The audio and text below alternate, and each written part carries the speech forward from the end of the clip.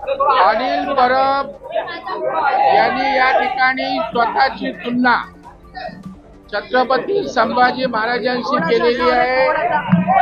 या विकृत मानसिकतेचा आणि छत्रपती संभाजी महाराजांचा अपमान करणाऱ्या अनिल परबांचा आज या ठिकाणी आम्ही धिक्कार केला।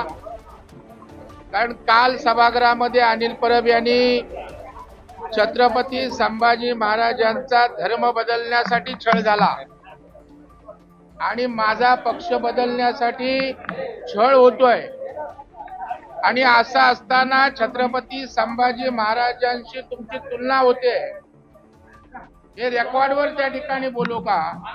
तर रेकॉर्डवर त्या ठिकाणी घ्या आणि राज्यपालांचं अभिभाषण गेलं कबुतराच्या भोकात अशा प्रकारचे किळसवानं वक्तव्य अनिल परब सारख्या जबाबदार आमदाराला शोभणारं नव्हतं। आणि शेवटी छत्रपती शिवाजी महाराज छत्रपती संभाजी महाराज यांच्यावर प्रेम करणारा महाराष्ट्र आणि हिंदुस्थान आहे आणि छत्रपती संभाजी महाराजांच्या पायाच्या नखाची सर सुद्धा धुळीची तुलना सुद्धा या ठिकाणी अनिल परबची होऊ शकत नाही। आणि म्हणून तमाम छत्रपती संभाजी महाराजांवर प्रेम करणारे सारे शिवभक्त संभाजी महाराजांचे भक्त म्हणून या ठिकाणी आम्ही आमदारांनी पायऱ्यांवर या ठिकाणी अनिल परबांचा धिक्कार केला। त्यांनी जी स्वतःची संभाजी महाराजांशी तुलना केली त्याबद्दल त्यांनी सभागृहात जाहीर माफी मागावी, अन्यथा अनिल परब यांचं निलंबन करावं अशी आमची त्या ठिकाणी मागणी आहे। आणि राज्यपाल यांच्याविषयी अभिभाषणाविषयी जे काही वक्तव्य केलं तेही असंसदीय आहे, तेही या ठिकाणी शोभणारं नाहीये।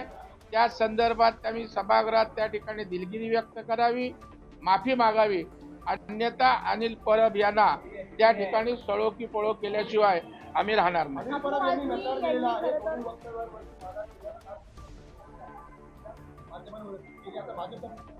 नाही, मला वाटतं म्हणजे तुम्हाला कुठला अहंकार आला?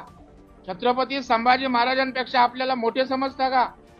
छत्रपती शिवाजी महाराज संभाजी महाराजांची तुलना होऊ शकत नाही आणि एवढी मुजोरी आणि माज त्या ठिकाणी अशा पद्धतीनं कोण करणार असेल तर त्यांना जशाच तसा त्या ठिकाणी धडा शिकवला जाईल। असंसदीय भाषेचा वापर वारंवार होतो त्याबद्दल आता परत माफी मागायला तयार नाही, त्यांच्या निलंबनासाठी तुम्ही अशी नाही, 100% आम्ही आग्रही राहणार। संभाजी महाराजांशी तुलना आपली होऊ शकत नाही, राज्यपालांच्या अभिभाषणाचा अवमान आपल्याला करता येणार नाही आणि तुम्ही नाक्यावरची भाषा त्या ठिकाणी सभागृहात बोलून चालणार नाही।